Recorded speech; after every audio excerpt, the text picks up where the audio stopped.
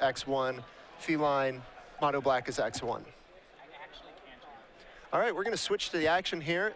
And we've got a mull to 6 and a mull to 5.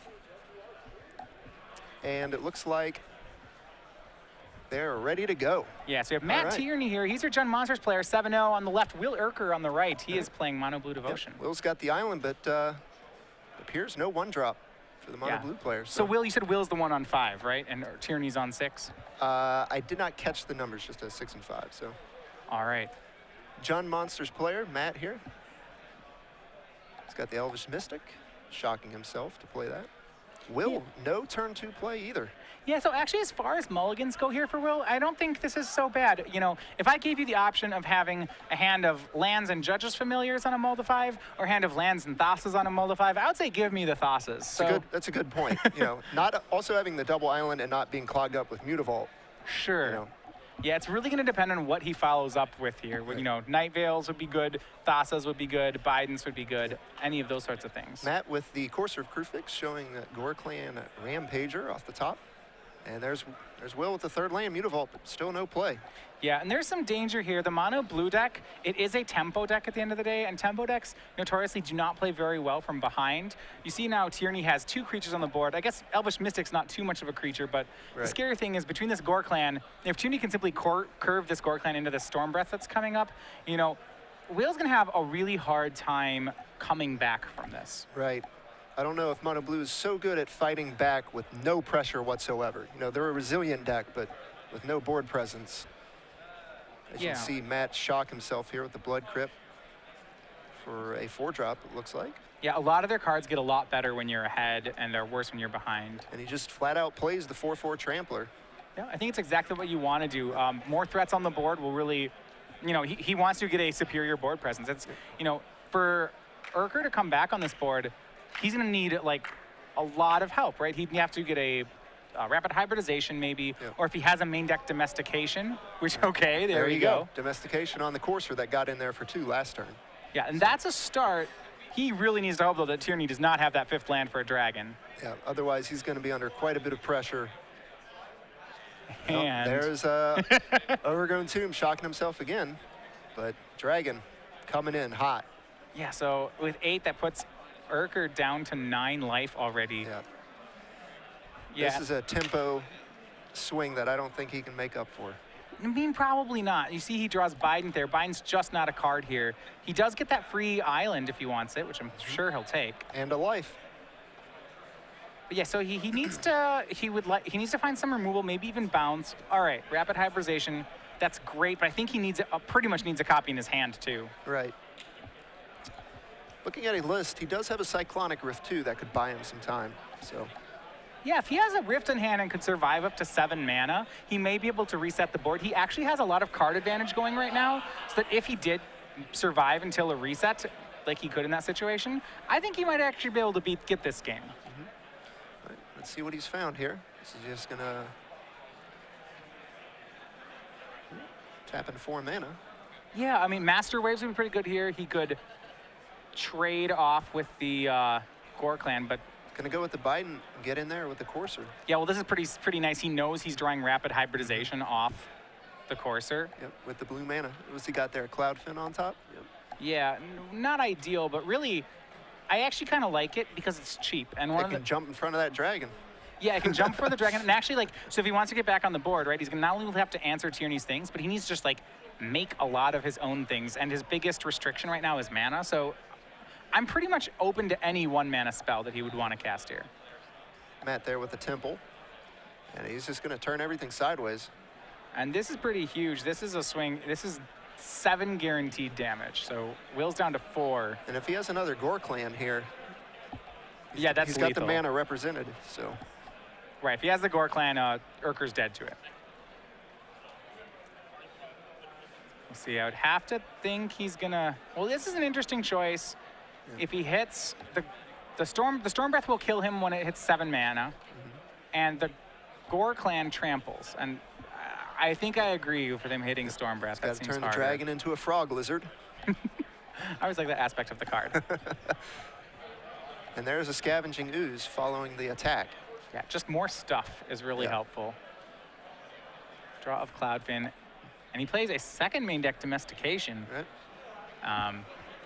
If he can find a way to draw that here, and I don't think he can, but if he could, drawing it and hitting that ooze before it grows would be real good on Erker. So he's going to play the Cloudfin Raptor and the Master. He's going to get him a boatload of horses here. Erker may have turned. This is interesting. He may have turned a corner here. Master of Waves, exactly the kind of card he wants. Yep. Remember, he has 2 Mutavaults too. This is, and that was for. If he can untap a turn here. Yeah, that was for 6. Saying before, when saying that this was a bad matchup, like a tough matchup for Jund Monsters, was a lot of that was because of Master of Waves. Like, you know, this Master of Waves right now is what we have 14 power for 4 mana, and Tierney basically has to fight through all of it. Yep. And they can soak up some damage too. He's so close. Matt takes a draw here. He does have 2 main deck Mizium Mortars. If he can draw one of those, that'll be game over for sure. So there are draws to Tierney. He has 2 main deck Ultimate Price to kill the Master. Mizium Mortars, like I said, would kill everything except the Master, which is good enough. The Master itself, yeah. He's pondering his hand, keeping it pretty close to the vest there. Yeah, well, my guess he doesn't have a slam dunk play like that. We would have seen it by now. Yeah. Just plays a land and passes. Yeah, well, the thing is, if he doesn't have one of those cards, and this is why Master's so good, right? Yep. If he doesn't have a Mizium Mortars or an Ultimate Price, like, what is he supposed to do on this board, you know? You really can't attack with, well, anything. Yeah, the Master and company just clogs up the board, plus he's got the Mutavaults now that he's untapped. Yeah, he's got to be aware, if you will, you have to be aware of the existence of Mizium Mortars here, though. Right. Even though, like, you stabilize the board, you're 1 top deck from dead. So you might... You still need to find some way to apply pressure. Right. You want to apply some pressure. Like, sure, he's going to swing the Cloudfin Raptor and get a free card draw off that. And that card draw is going to be this Thassa on top of his deck. So there's a lot good going for him, but... Once he gets that Thassa going, then he can start really putting the pressure on. Yeah, he'd like to win in 2 turns if that's possible. I don't, you know, he can't win on this swing. I would be looking at him and I'd saying, hey, can you win on the next one? And the answer's like, well, hard to say. You know, you can like do stuff like domesticate the frog lizard, just take away more blockers. Right. Yeah, and there is no answer to Mortars. So if Matt draws Mortars, there's nothing Will can really do about it. Right. The one thing he can kill him quick. That's his answer to it. All right, he's... All right. Big fan here. Pushing it all in. Question is whether or not this is lethal. I mean, I think he probably anticipates it is. All right, so I didn't actually do the math on this. Let's see. We have 1, 2, all right, so 1, 2, 3, 4, 5, 6, 7, 8, 9, 10, 11 attackers. There are 5 blockers, so 6 will get through. That's only 12 damage. Counting that again, 1, 2, 3, 4. There's only, well, except... 2 of it's unblockable in the flyer, if that's relevant. Yeah, well, yeah, so that's, I mean, they're all 2s, right? The Mutavaults are getting pumped by the... Mutavaults are 3s, yeah. They're getting pumped by 2, 4, 6, 7, 8, 9, 10, 11 attackers, 5 blockers. Yeah, I don't see this being a lethal attack, especially not when you think that Scavenging Ooze can gain him a life, which it did. Interesting. What are you up to, Mr. Erker? He does have a second rapid hybridization in his deck. If he's, you know, if the swing back is a concern or something, if he can make him kill off enough things on the block. Well, Gorkline Rampager, Frog Lizard, and Scavenging Ooze should all live through this attack, so I wouldn't think that a rapid would be enough. Said I don't see it. That being said, he's still putting the pressure on Matt to decide blocks. All right, Gorkline Rampager on a Mutavault. Yeah, I mean, the blocks are fairly straightforward here.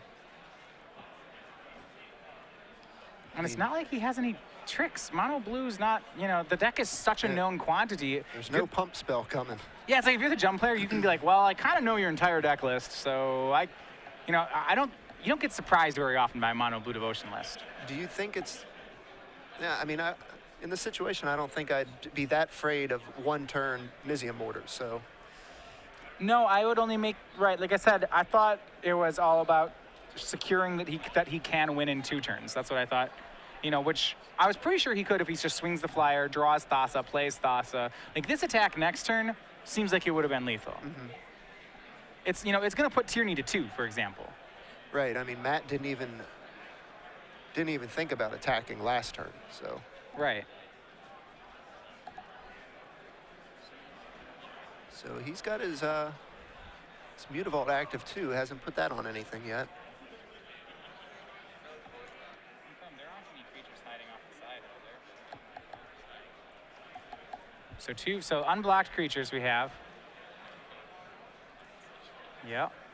We'll see here. It's 2, 4, 6, so 8 power worth of elementals. Plus a Cloudfin Raptor makes 10. Plus a Courser makes 12. Is one of the Mutavaults getting through? No, they are both being blocked. That does not look lethal to me. And has he made an error? Perhaps he forgot about the Mutavault on Tierney's side. If he did, it would have looked like a lethal attack. That's true. Well. Or there's another thing he could have done, and this is a mistake that I have made myself. It's possible if he counted the domestication as a creature. Like when I go and tap through my permanents and I have something like that, I have done that before. I've tapped, you know, you just tap through all the whole, how many cards are here? 1, 2, 3. Shoving everything sideways. Yeah, and you're like, wait, domestications, that's not a creature. Hold on. Yeah, he's gonna draw a ton of cards now. Let's keeping that in mind. Yeah. He did hit him with 6 creatures. He's gonna draw 6. And if he remembers to. Right, the Gore Clan's the only thing there with trample. So if he finds just 1, you know, 2, 3, 4. The Tidebinder can tap it down. 5. He draws a 6th card, I believe. I believe it was 6. Yeah, it was 4 elements. It was 6 creatures that got through. Judge's Familiar there, Tidebinder, the Thassa we saw, an island. Yeah. To be fair, it's legal to draw 5 cards. You don't have to call a judge on anything like that. If you want to draw fewer cards, you can. And he gains the life off the Courser there. Now, I think Erker's going to be saved a little bit here. So by drawing Tidebinder, if he plays Tidebinder to tap down Gorklan Rampager and then chumps Scavenging Ooze next turn, he will go to, he won't die. So he actually, the fact that he drew the island and the Tidebinder is good enough, and I think can bridge him to victory, but he made this way closer than it needed to be. I mean, Mortars is still, no, not with Tidebinder. Never mind. No, Mortars would still be lethal, because you just get 2 of your attackers the Ooze, through. right, yep, the Ooze and the Frog Lizard, so. Any pump spell is lethal. It doesn't particularly, as long as he doesn't, it doesn't even matter what he taps, really. I don't think it's going to matter. Ideally, he should only take 3. The thing he should let through is the Frog Lizard. If he let through Gorklan, it's not actually that much worse, but. All right, well, it's tapping down the 4/4 there. Yeah, like I said, it doesn't matter. Tiebinder's just going to chump block. All right, Matt draws a card. Yeah, I do wonder whether it was like one of those things where, like I said, accounting domestication as a creature or something like that. He's going to jump in front of Scavenging Ooze, and he drew Gorklan. And he had the Gorklan Rampager. And that will be it. Erker knows that he messed it up. But he gets 2 more chances, and this is still a good matchup for him. On a mold of 5, he almost stole it, so. Yeah. To be fair, it may not be. If you go back there, and Tierney has a Gorklan, so let's be forgiving here of Erker for a second, because he had a lot of attackers on the board. But if you look at the toughness he had, so he had 6 elemental tokens, that's 6 points of toughness. A Master of Waves, that's 7. A Cloudfin Raptor makes 10, and of course a Crewfix makes 14. Like, if Tierney swings the team and Gorklan Rampager's a blocker, it's very possible that it's still lethal. That he just loses anyway because his blockers aren't big enough. Yeah, well, I mean, they're like big enough in any one spot, but he may not. Yeah, because so what he'd have to do is he would have to, so all the creatures are a 3, a 5, and a 4. So since any of them, like, he can't let 5 trample damage through, he'd have to put enough toughness to block all the power of each creature. So he'd have to have to put 12 toughness in front of all the creatures. So like, I guess he could have blocked everything, but he would have lost his whole board. There is the, if he blood rushes the Rampager, he can still eat it with the ooze too, with the creature. Oh in the wow, graveyard. you're right. So. Okay, and he can't swing the Cloudfin Raptor that turn because if he swings Raptor, he won't have enough toughness to not die to Gore Clan. So I'm not sure. Like, did Will make a bad attack? Yeah, but I'm not sure the other line he lives through. So in that sense, it might just be, well, he had the Gore Clan. Yeah, I mean sometimes that's just the way it is. That's why you play the Rampager. Let's take a look at the sideboards here. Will, he's got another Rapid Hybridization, another Cyclonic Rift, 2 Jace Memory Adept. We've got 2 Dispel, 2 Dissolve, 2 Negate, 4 Gainsay, and it looks like that's another Domestication. Yeah. I can't really read his writing. No, it's another Domestication. All right. Rapid Hybridization is pretty good in this matchup. Like I said, Pelucranos is actually a pretty big issue for your deck, and Rapid's a great answer to it, especially when your opponent's playing, 4 and 5 mana creatures. Like, you'd sign up for Rapid Hybridization all day. So I'm pretty sure he'll bring that in. I think Cyclonic Rift's also pretty good. Once again, it's just a great tempo card. You're paying less than the thing you're stealing. I'll be interested to see whether he brings in more Domestication. In the past, that has not been good in this matchup. However, they are playing Corsive Krufix now, so there's a little more of a reason to think about playing a card like Domestication. Yeah, the only concern there bringing it in against the Jund monsters is they usually have some Golgari charms, some things that can blow you out there. So. Right. So let's look at the other side. What is Tierney up to out of the sideboard? And the answer is pretty much going to be just kill spells. So he wants lots of ways to deal with Master Waves. So like you said, all right, 2 Golgari Charm, check, 2 Putrefy. Those are now he's much better at killing Master Waves from this out of the sideboard. He also has 2 Mistcutter Hydras, which seem perfectly reasonable against a deck that's only blue. That's why the card's there. Right. It's for the card screams play me against a blue deck. Yep. So that's going to be pretty good here. The matchup is a little closer post-board, but I still would want to be on the mono blue side of it. Yep. The extra riff there, I'm pretty sure he would have killed for an extra riff in that game to be able to bounce and save some life, especially with the Gore Clan Rampagers running around. Yeah. So I mean, Cyclonic Rift at any point, actually, there just would have been a lot of simple plays, like if he had rifted, when Matt Tierney played the first Gore Clan Rampager, he just rifts it. Right. Okay, unsummon, yeah, I lost a card, but you didn't get a 4/4. Like, that may have been good enough. Will be on the play. Yeah. Hopefully both of these players can have closer to 7-card hands than the 5 and 6. Yeah, we were in a little bit, for a 5-card hand versus a 6-card hand, that was a surprisingly normal game of Magic between the two decks. Right. A lot of times when you have these mulligans, you see, one deck kind of fails to show up or has a really odd game plan. And I would say that didn't really happen. The decks played more or less, Tierney curved a turn 3/4 drop into a turn 4/5 drop. And he didn't have any early pressure. But Had he had a Thassa on turn 3, I think that game's entirely different. If he starts with, if he has Cloudfin Raptor on the way up, sure, there's a lot of ways it's different. Looks like they're good with their 7-card hands here, and Will's got the Cloudfin Raptor. All right, so now that he has creatures, let's see how much pressure he can put down here. Jund monsters, like, if were I to say the weakness of the deck, I feel, it's that, like, its best draw is turn 1 Temple, turn 2 Sylvan Caryatid. Yep. Like, that's your best draw. And I'm like, if you compare that to the best draws of other decks, like, that's a surprisingly, you don't do anything in the first 2 turns, and there's not much, like, there's no helping that. Yep, Matt had the Temple, and Will, from what he didn't have last game, has plenty this game. Yeah, a bunch of little flyers. If he can follow this up with a card like Biden, this is huge. Yeah, the extra familiar evolve, the Raptor to get in there, and Matt has his Caryatid. Yeah, I think there's, you see a 3rd land, a Frostburn Weird, and a Thassa, all for Will. His hand is miles better than the last one he fought with. Let's see what he chooses to do here. Just attack for 3 in the air. Yep. And a God of the Sea. It's going to get to attack next turn thanks to Frostburn Weird too. And he has these Judge's Familiars for protection. This is a great hand for Will. Matt's just got the Courser, revealing a Scavenging Ooze off the top. But I mean, and this is where, like, you say, I think it's a bad matchup. Like, all right, this isn't a bad hand for Matt. Turn 1 Temple, turn 2 Caryatid, Courser, play a land. What he wants to do. Yeah, but you still feel like he's miles behind right now, don't you?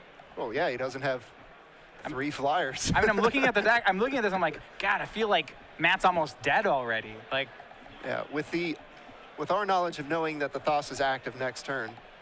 I mean, Matt's got to assume, right? True. All it takes is 1 permanence to activate it. Like, And now it's going to, so he's going to evolve Yep. the Cloudfin. Like, the mono blue decks, its good draws are just so, they're so much better than the Jund Monster's good draws. When blue curves out, it just, you can't understand why anyone would play anything different. Yeah, well, there are some decks that can deal with this kind of thing. You know, it's like against, say, like Supreme Verdict. Fine, could deal with this. Bile Blight would have been pretty nice. Bile Blight could deal, well, it would have gotten Judge's Familiar, so it would have only gotten one card.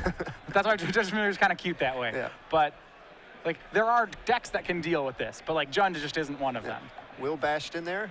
Thassa and the Flyers to knock Matt to 8.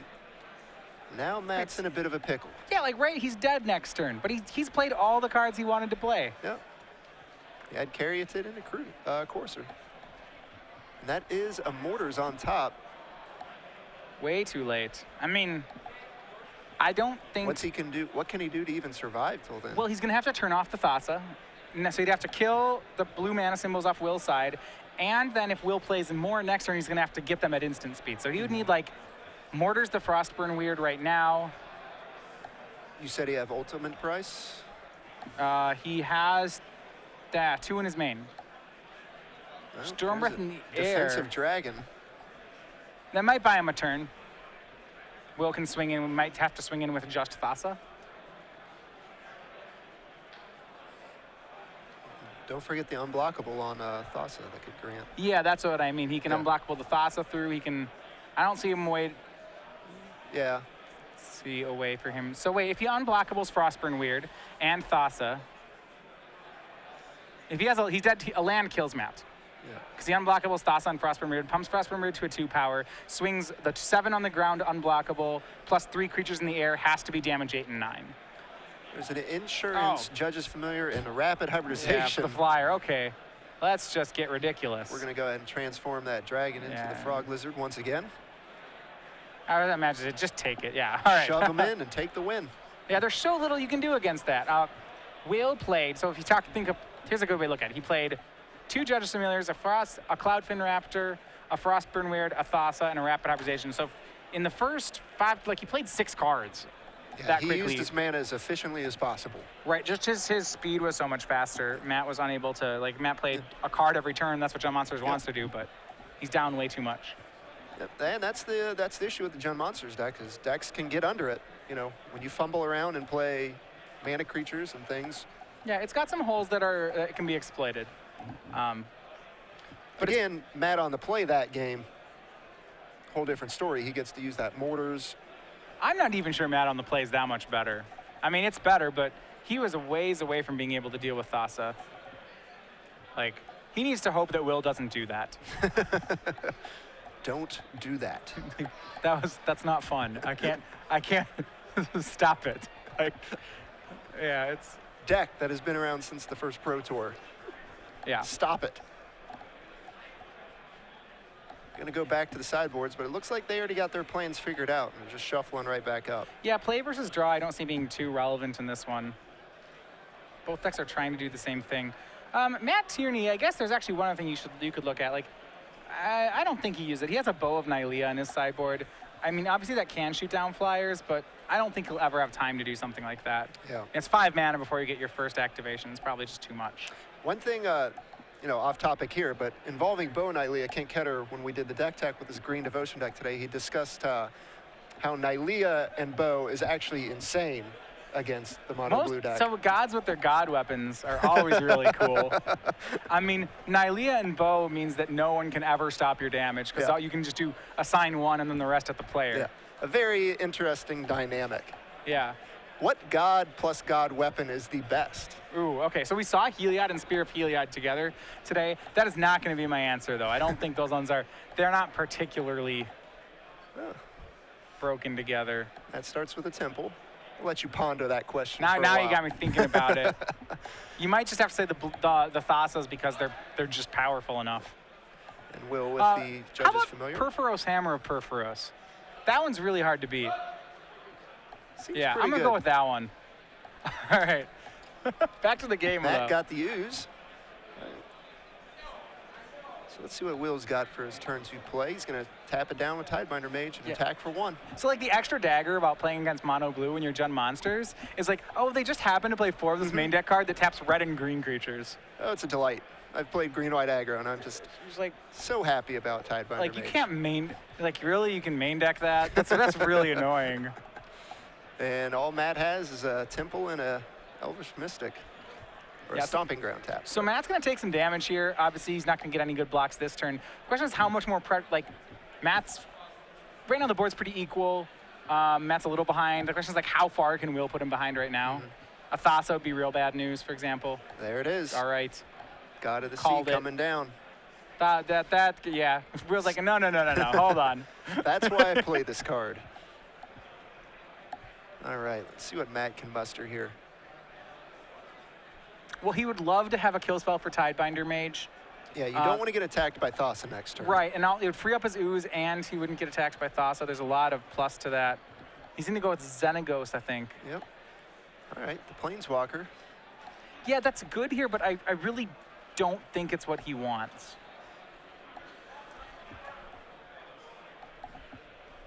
Yeah, getting the Satyr token and playing another tapped land.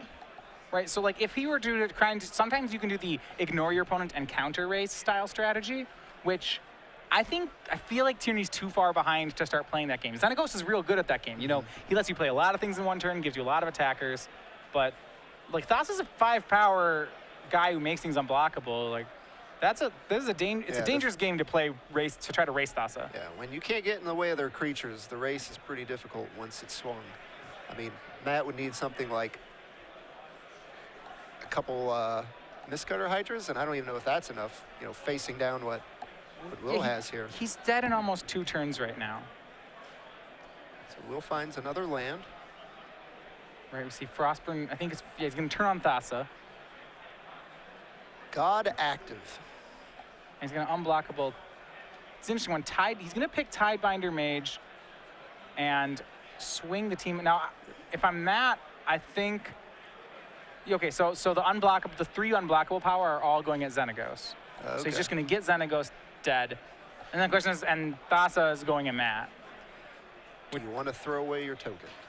Yeah, do you want to use the Satyr to gain some life? I don't, I almost think you do. Matt disagrees, he's going to go to 9. All right. It's a tough call because, right, like next turn, I mean, you're not blocking things for a while. You have to have some pretty big removal if you want to get out of this. He can hope for Immortars, though. And it's not going to be the case because he's going to play a Temple of Abandon. Well, he needs a 7th land to do Mortars. Judge is familiar with that sneaky ability in there. Pesky. Yeah. Pesky 2-time Pro Tour winning card. I know, two consecutive Pro Tours. Little bird. He's got another defensive Stormbreath Dragon. Not normally how that card's... No, when you're tapping up for Stormbreath Dragon and then not swinging, it's... Jund Monsters is a sad, sad deck. The opponent is pretty happy when that guy isn't coming in to play tapped. And it looks like Erker at the ready. He has Rapid Hybridization in his hand. I think he has Rapid. He has another Frostburn Weird. He's got just an embarrassment of riches. He's got the weapons to take down Matt Tierney's deck here. Let's see how he chooses to deploy his weapons here. All right. The ideally correct thing would be, like, if there was untapped mana on Matt's side, you'd play Frostburn Weird first just so you don't get taken off Devotion.